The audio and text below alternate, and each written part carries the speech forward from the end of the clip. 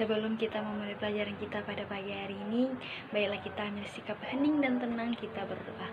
Marilah berdoa dalam Bapa dan Putra dan Roh Kudus. Amin. Ya Allah Bapa yang Maha Pengasih, puji dan syukur kami haturkan kehadirat-Mu karena kami dapat berkumpul kembali pada hari ini untuk belajar agama bersama-sama dengan teman dan guru yang kami sayangi.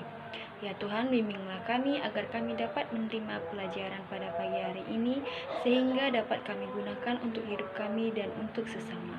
Semua doa ini kami haturkan kehadirat-Mu sebab Engkaulah Raja yang mulia dan berkuasa kini dan sepanjang segala masa. Amin. Dalam nama Bapa dan Putra dan Roh Kudus. Amin.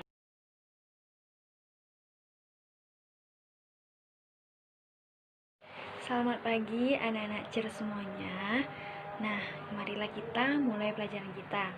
Sejak lahir, kita sudah menjadi bagian dari anggota masyarakat yang berada dalam wilayah Negara Kesatuan Republik Indonesia. Negara merupakan wadah yang memungkinkan seorang dapat mengembangkan bakat dan potensinya.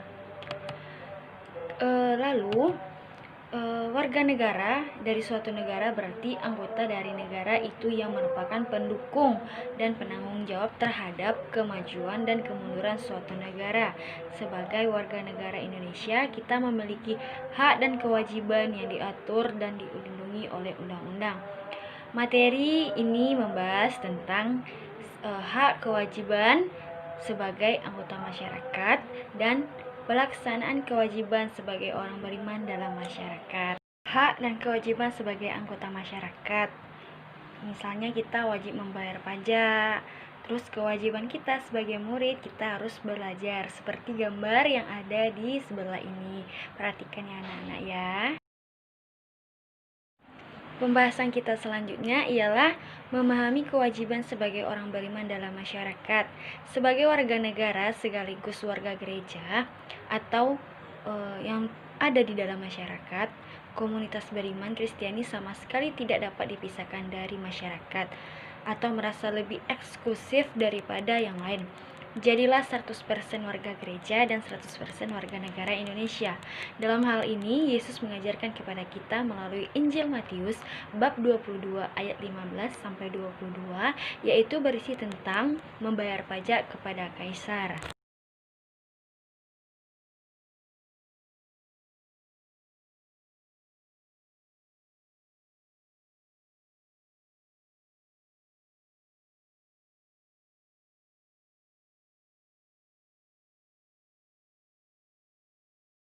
Bisa anak-anak perhatikan contoh hak sebagai warga negara seperti yang diatur dalam Undang-Undang Dasar 1945 adalah sebagai berikut. Yang pertama ialah hak untuk hidup, yang kedua hak untuk mengembangkan diri, yang ketiga hak perlindungan dalam hukum, yang keempat hak untuk bekerja, yang kelima hak untuk memeluk agama, yang keenam ialah hak kebebasan berkumpul.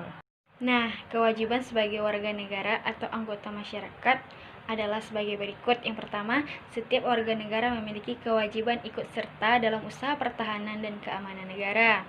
Yang kedua, wajib ikut serta secara aktif dalam pembangunan. Yang ketiga, menaati hukum yang berlaku. Yang keempat, menjaga ketertiban umum. Yang kelima, wajib ikut serta menjaga keamanan lingkungan. Yang keenam, mengupayakan kesejahteraan. Yang ketujuh, para warga negara mempunyai kewajiban untuk bekerja sama dengan kekuasaan negara membangun masyarakat dalam semangat kebenaran, keadilan, solidaritas, dan kebebasan. Nah, selanjutnya ialah kesimpulan dari materi kita pada hari ini ialah hidup bermasyarakat merupakan sarana dan kesempatan yang baik untuk menyeimbangkan antara kewajiban dan hak. Kita tidak dapat bertindak menuntut hak kita terus-menerus, tetapi mengabaikan kewajiban kita sebagai warga masyarakat. Kewajiban itu terarah pada kepentingan yang bersifat lebih luas daripada kepentingan pribadi. Misalnya, kewajiban untuk menciptakan kesejahteraan bersama atau keamanan, kenyamanan, kerukunan, serta keteraturan bersama. Kewajiban-kewajiban inilah yang harus kita laksanakan tanpa meninggalkan hak-hak yang seharusnya kita peroleh. Dengan demikian, kewajiban dan hak merupakan dua hal yang sejalan dan tidak bisa dipisahkan. Kewajiban orang beriman dalam masyarakat bisa kita lakukan dengan ajaran Yesus tentang hidup bermasyarakat dan bernegara. Sebelum kita mengakhiri pelajaran kita pada pagi hari ini, marilah kita ambil sikap hening dan tenang, kita berdoa. Marilah kita berdoa dalam Bapa dan Putra dan Roh Kudus. Amin. Allah Bapa kami bersyukur kepadamu atas berkat dan penyertaan-Mu selama kami belajar tadi. Semoga apa yang baru kami terima dan pelajari berguna bagi hidup kami dan berguna juga bagi sesama.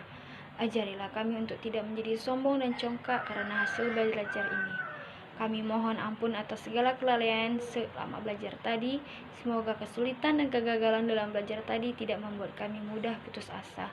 Semua ini kami serahkan kepadamu dengan pengenalan Kristus Tuhan kami. Amin. Dalam nama Bapa dan Putra dan Roh Kudus. Amin.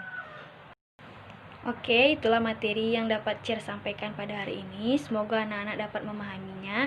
Bagi yang kurang paham bisa bertanya kepada teacher.